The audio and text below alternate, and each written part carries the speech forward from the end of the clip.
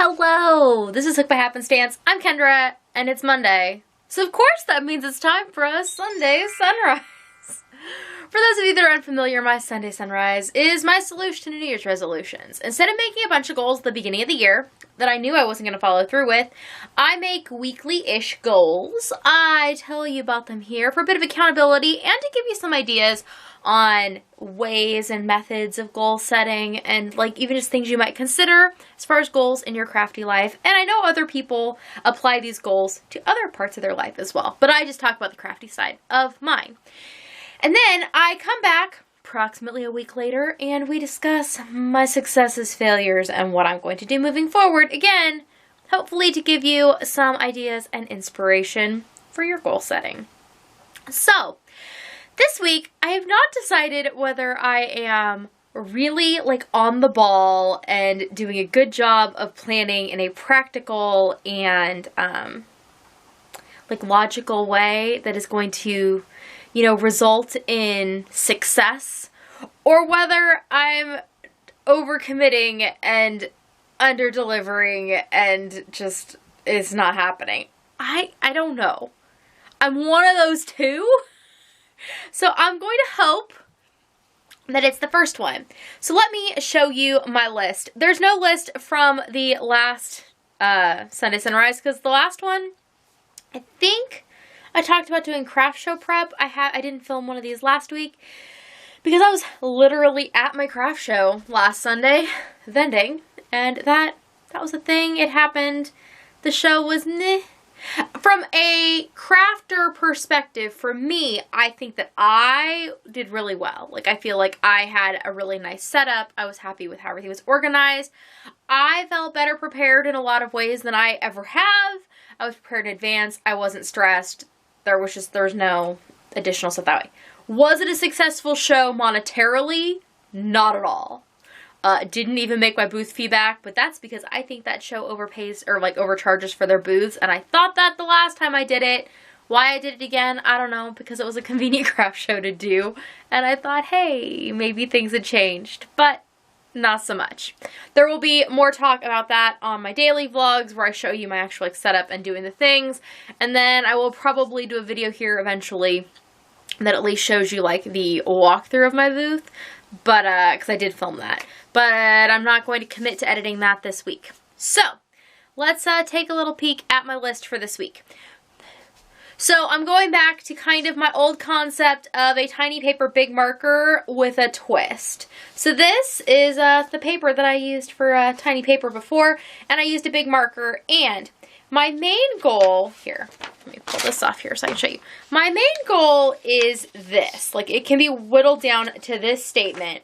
Current crafty commitments only. So I'm just going to try and focus on things that I've already committed to.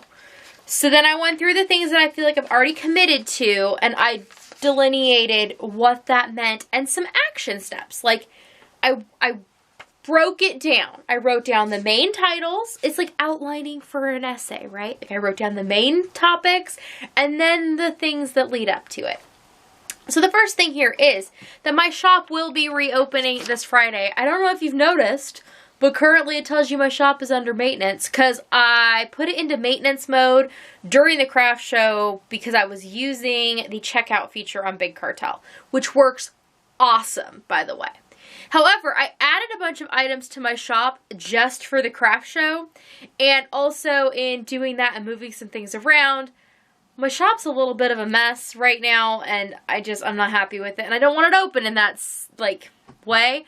And, behind me is everything still packed up from the craft show. So it is inconvenient for me to currently be selling, because, I need to get everything back out first.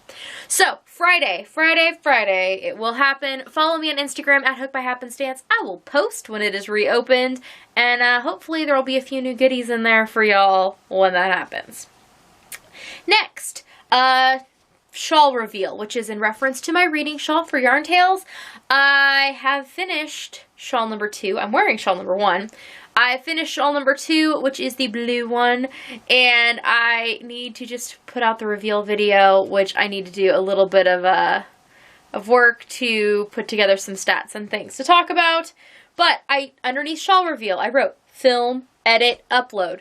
Because sometimes I think of a video as being one thing, like I need to make this video. Except what I need to do is I need to film it. First I need to think about what to do and or make the stuff for it. And then I need to film it. Then I need to edit it. Then I need to go through the sometimes arduous process of uploading it. Because my internet is sometimes having some problems. We're having some issues overall with technology in our area right now. Between the internet and the cell phone service and many things. It's fun living in the country. It is fun. It's not always fun to try and be technically savvy and live in the country. So, that is the next thing on my list. Next, Fairly Prepared is the next video series that I have committed to doing. And I need to continue working on the projects for that. I told you in the next video, which I had planned to put out today, Monday, that I would have a project finished. Well, I didn't get as much accomplished over my vacation on my projects for the fair as I thought I might. I actually got a lot of stitches in, but I started a brand new project rather than finishing one that was in progress, so I have nothing completed. I do have progress to show you, but we'll see if I film that video today or if I just wait till next week. I don't know, but a Fairly Prepared video will be coming out, and working on those projects is top of my list. It even says the first project to focus on is my sweater, which I was working on a bunch yesterday, and then my tablecloth, which I've also put tons of time and effort into. I worked on it during my craft show. You might have seen the pictures on Instagram of it. It is beautiful. I'm very, very excited about it. However, I don't know if I'm gonna have enough yarn. I was looking into purchasing some more. I don't know. We'll see what I decide to do. So, we'll see. Next is To Let Peachlet Play with My Crafty Life. That's my other series that is currently ongoing here on the channel. I need to finish Rosie, who is going off to Libby, and has been so much fun. It's been so long since I've made a toy. Well, it's been a little while since I've made a toy. And it was fun. I mean, that pattern is just... I've made so many of them at this point that it feels good when I do it. It's not something that I want to be doing all the time anymore, but when I do make them, it's fun. And it was really particularly fun because I made this like an event for me. Like, since Libby happened to mention that she was going to call it Rosie, I like jumped on that concept and I decided to listen to A Court of Thorn and Roses while I worked on it. So I've only been listening to that book while I work on Rosie till she's done. Then when she's all done, then I can finish the book. But it's been kind of a fun, like, experience. And I think that I might pair audiobooks with projects more often. Or even like podcasts or whatever. Like, pick a particular thing and link it together, the project.